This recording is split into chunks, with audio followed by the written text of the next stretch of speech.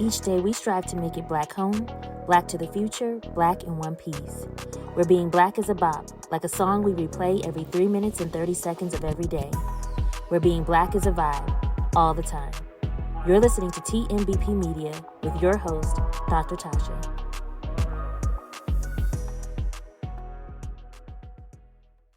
Today with us, we have Dr. Marché Fleming-Randle, y'all. I'm so excited.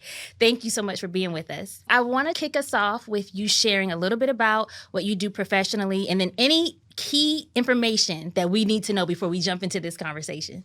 Okay, I knew you was going to ask these important things about me. So yes, I am at Wichita State University. Okay. I am the first Black female vice president in the 127 years plus at that institution's history. So I'm very excited to have that seat, and I don't take it lightly. I started out being faculty at Upper Howard University and then moved into the department chair, moved on up the ranks, and then came here as an assistant dean to Wichita State University, and my career has been taking off ever since. Wow. Yes. Where do you consider your hometown, Dr. Marché? I'm going to make it Wichita. As a military child, spouse, and as also served it myself, I think that home is where you make it. Yeah. But I was born in Birmingham, Alabama. Okay. And of course, my parents were military, and my mother was Department of Defense. So I spent most of my life overseas. And in the travel base of the Army's life. Dr. Marché knows Corinthian is my husband. He loves Dr. Marché. And I love Corinthian. And y'all, he was like, you've got to get this right. He shared with me a little bit about your military background, and he also told me about how you were pivotal in bringing ROTC to WSU. So why was that important for you? Well, when I first got there in 2007, I noticed that there was not a presence of military vet center nor military Army ROTC. Yeah. And so having been at Kansas State University, I was in the military science program there. And I just think that people should have opportunities to serve their country. I found out that we had it before, but due to circumstances beyond the university control, it kind of went away. Okay. And so, of course, everybody was saying, oh, we'll never get it back. Wichita State, everybody was going to KU, K-State. I said, why are they bypassing Wichita State? Right. So I spent 5 years in the making of trying to get the Army ROTC program. Yeah. And finally, I got a yes. And so we have 65 cadets right now, probably the most cadets in the state. And I am the only civilian that commands a military Army ROTC. So I'm excited about that as well. We have cadre, we have a colonel that is institution into that one. So my rank is DFR for Dr. Fleming-Randle. So they kind of gave me that rank. And I was like, well, I really wanted a 4-star general, but okay, I'll take the DFR. We'll take it. So I ended up having the Army ROTC program, which I'm so proud of. And I always try to make sure I'm hands-on with them. And I also have a veteran center that came up under my leadership as well. That's amazing, Dr. Marché. Now, on a slightly different note, in my research, I learned that you love Prince. Is that? Oh my gosh. Yes, I am the Prince fan. Okay. The Prince fan. I don't care if anybody is watching this podcast, if you think you know his shoe size, the day he was born, what time he was born, you might not. I know everything about Prince. I had to bring that up because one of my dissertation co-chairs is also, she would say that she is Prince's #1 fan. So I know she's going to get tickled when she sees this. Well, there can only be one, but I'll let her have an inch of the seat. Dr. Moffitt, we might have to Dr. get Moffitt, y'all together. wherever you at watching this, let's get together. Right. Okay. You might have prepared for this, Dr. Marché, because you said you checked out the other episodes. But our defrost question is, who would you want to play you in your biopic? I think people are going to laugh, but I think Megan Thee Stallion should play me. Ooh! Yes. I love that, I think Dr. she has Marché. the personality, and I think she has for sure the demeanor to play me. Yes.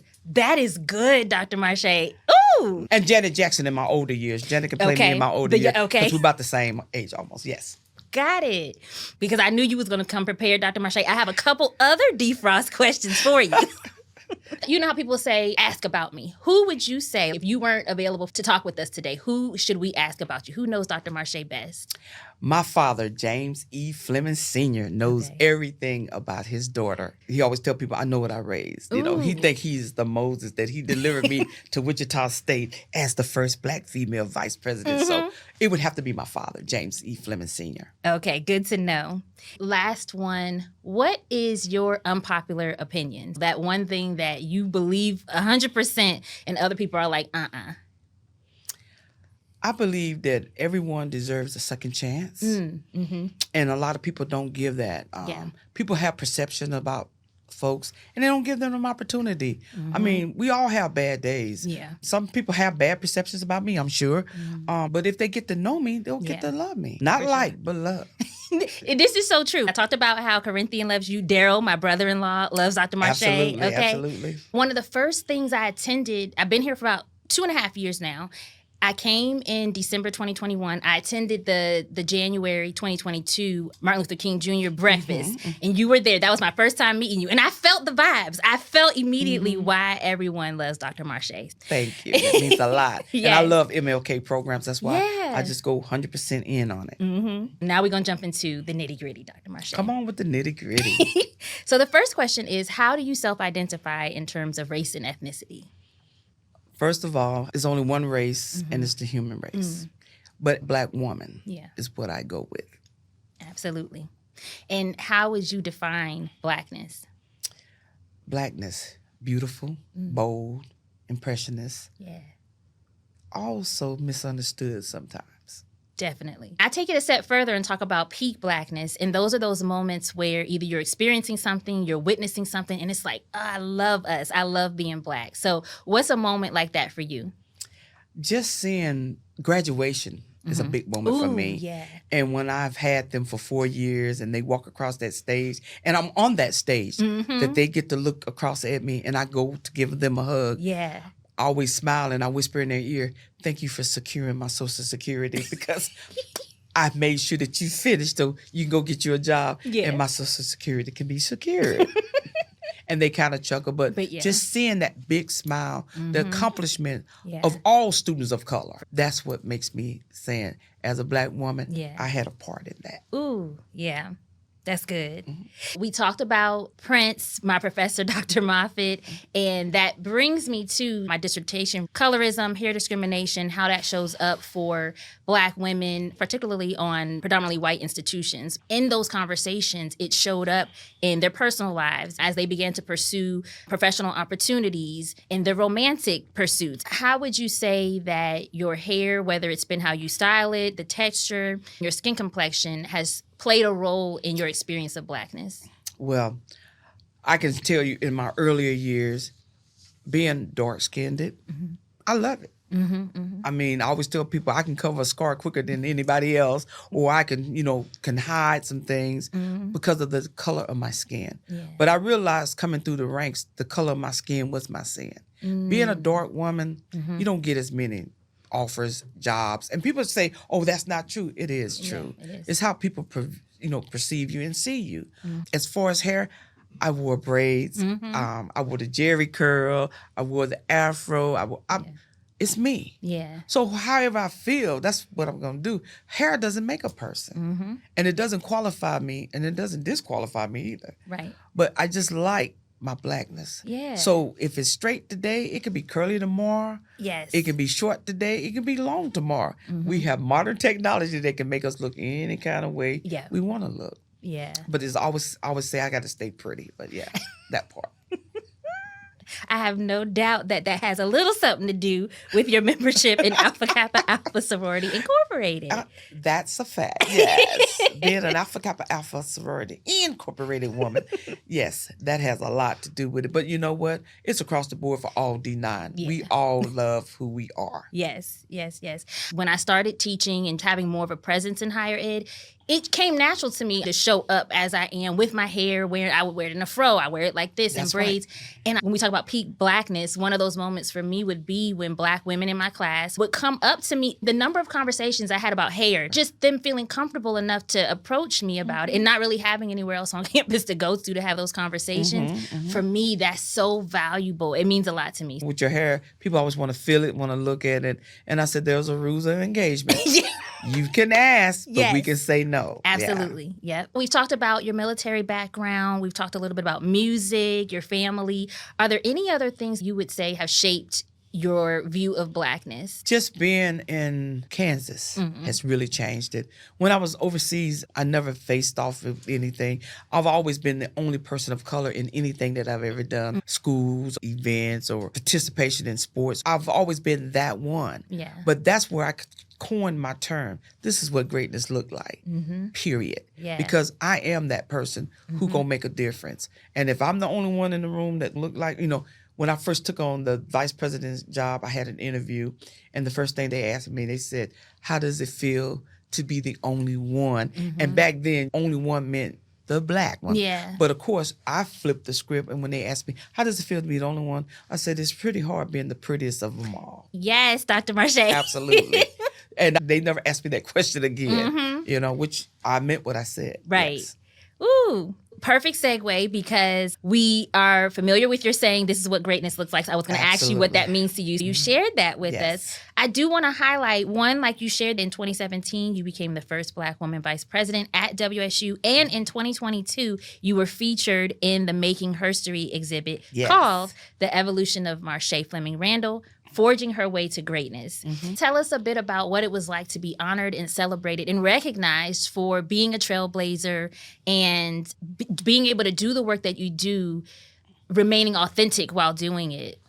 Having a mother and father who were very humble, they always reminded me that you are somebody. We've put a lot of foundation down for you to walk on. Yeah. Make sure you lay the same foundation for others to follow you on.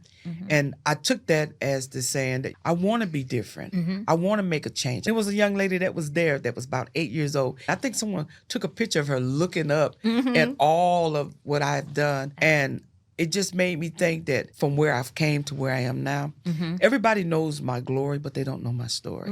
How it took blood, sweat, and tears, and sometimes a whole lot of praying to keep from, derailing myself into getting to this position. Yeah. And I don't take it lightly. I thank God every day that I'm able to go into a predominantly white institution and be recognized for all of the work that I've put into this institution. Yeah. Not for students of color, but for all students. Yeah. And that's where I have to let people know I don't just do it for the Black students, I do it for all students. If you had to give a top nugget of advice to any students, but I would say particularly Black women, I've been talking a lot lately in workshops about us being well as Black women and showing up, being able to not just survive, but thrive. Do you have any key pieces of advice that can help us in doing that? I think staying in prayer is going to be the big thing for me. Yeah. Don't never give up on yourself. And I always tell people, you can't have a testimony without a test. You have to be tested. Once you've been tested, you've been tried, weighed, you know your worth. Don't ever forget that. And don't ever let anyone think less of you. That's very important. Throughout my career, I've had to fight that. And it's been tough. In the beginning, I thought I was going to struggle with it. But I have strong faith and I have strong parents that said, get back in there. You've been delayed. You have not been denied. That's very important to me. I tell students, just because you didn't graduate in December, you've just been delayed. You was never denied. I'll see you in May. Ooh, I love that, Dr. Marché. It took me 5 years to graduate with my bachelor's. And look at me now. There you go. Tap yourself. Exactly. But yeah, I think it's important, like you said, for people to know those things. People, a lot of times, especially in this world of social media, only see the glitz and the glamour and the finished product. Absolutely. But whew. That finished product cost a whole lot of elbow grease. Let me just be clear. Yeah. Another thing that myself and my friends and colleagues have been talking a lot about is this idea of working in alignment. I've been praying a lot lately as my business is growing for discernment. What are your thoughts on, some people will say, you got to say yes to these opportunities. For me, I've learned that, you got to put yourself out there, but you got to be discerning too. That's right. Yeah. That's right. I always tell people oatmeal better than no meal, but sometimes I rather starve because some things you get might not be for you. Right. And I was always told by my father, all money is not good money. Ooh, yep. And that sometimes we have to step back from things and say, you know what? I'm going to have to let this pass me this time. And I always tell my husband, we don't have to do a little Dion work. Just walk on by.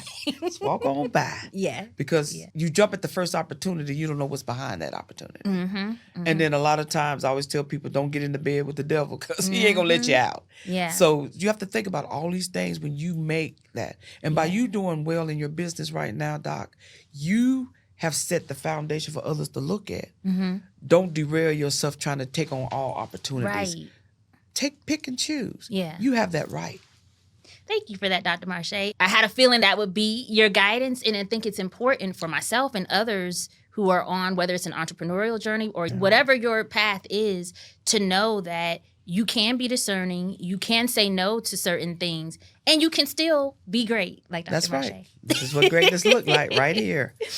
We've talked about various aspects of Black culture in terms of music and just the different ways that we show up. Do you think that Blackness and Black culture are the same, and why or why not? When I think about Black culture, you're thinking about what people have been through. And when I think about the other Black piece, that can be a wide variety of things. Yeah. Not just one, not just two. And it depends on what your mindset is. Yeah.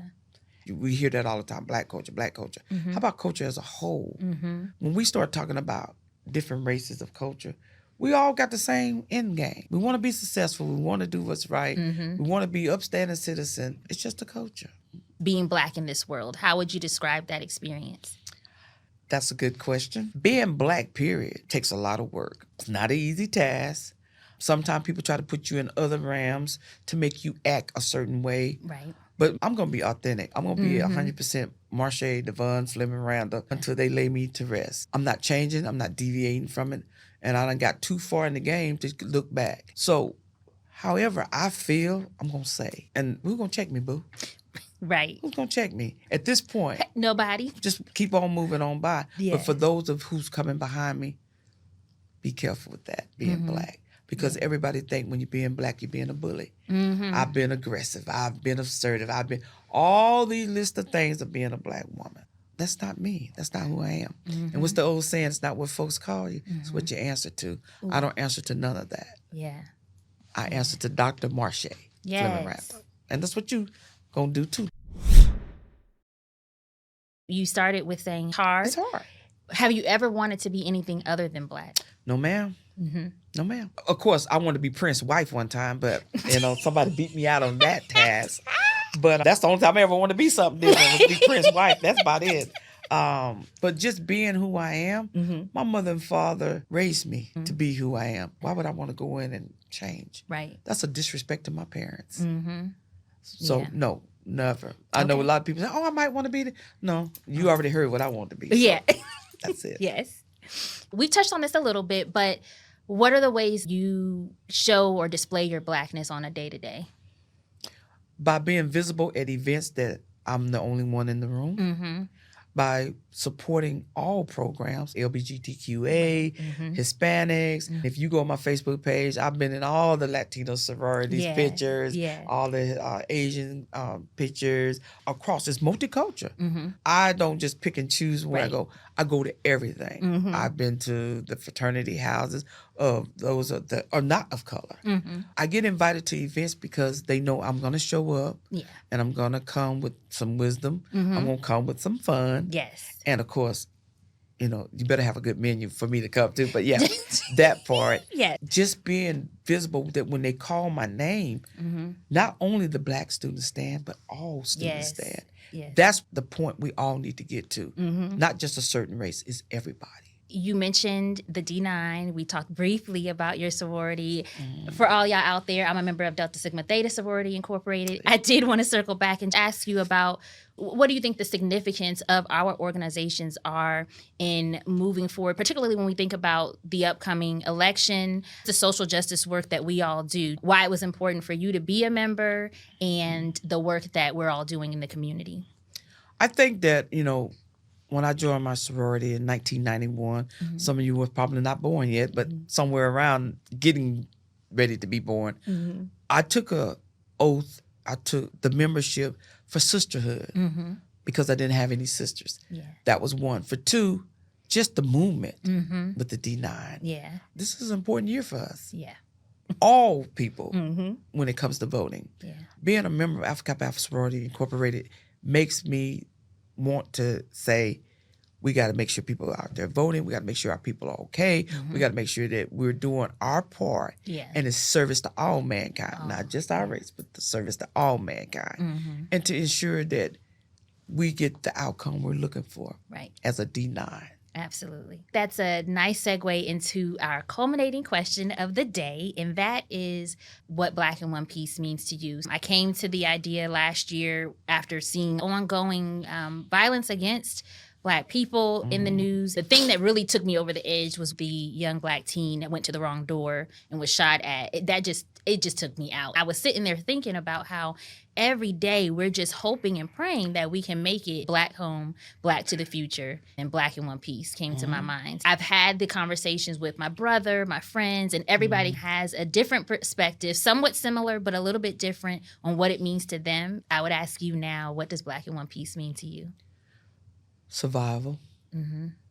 It means being a whole person, not a 0.5, being a whole individual, and being able to say our people have arrived and that we wanted to arrive in one piece and stay in one piece and in one state of mind. Because mental health plays an important role in being Black. And that's why when I saw your title, Black in One Piece, I said we always falling apart or things are always happening into this race that we don't never stick together. Black in One Piece means all of us need to come together. Ooh, yes. And not just think individually, but collectively. Yes. Ooh, that's good, Dr. Marché. Are there any things that you do in your life to preserve your mental health? I know you're super busy, and that in and of itself can lead to burnout and so many other things. Any tips for us in terms of maintaining good mental health? Get all the selection of Prince songs that you can come up on. Take time for yourself.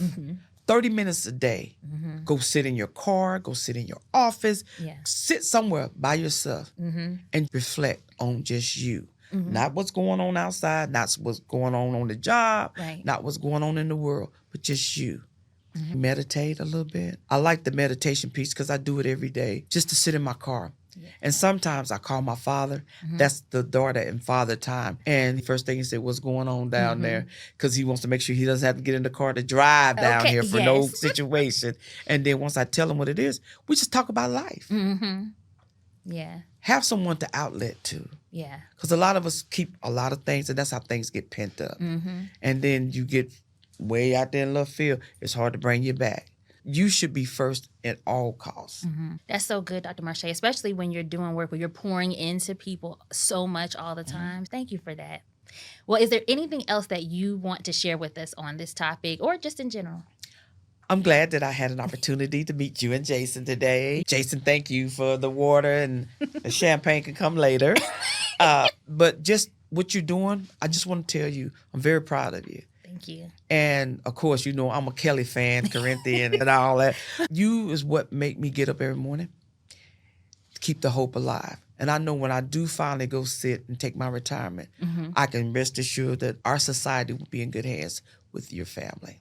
Thank you, Dr. Marché. So keep pushing and keep striving. I appreciate you. We will. We appreciate you, Dr. Marché. Do you have anything coming up or any ways that people can follow you? You're on Facebook? I'm on Facebook, yes. And every time we have an event, if it's a kickball game, you're going to see some pictures go up with me kicking the ball. I might not be out there running it, but you're going to see me give a little kick to it. Okay. With the Army ROTC, we get the President's Run. I like that. Now, I don't be running. I follow them in the car just in case I got to bring somebody back. That's my job. Anything dealing with Wichita State University, be on the lookout to come out and participate. We had the yard show last week. It was excellent.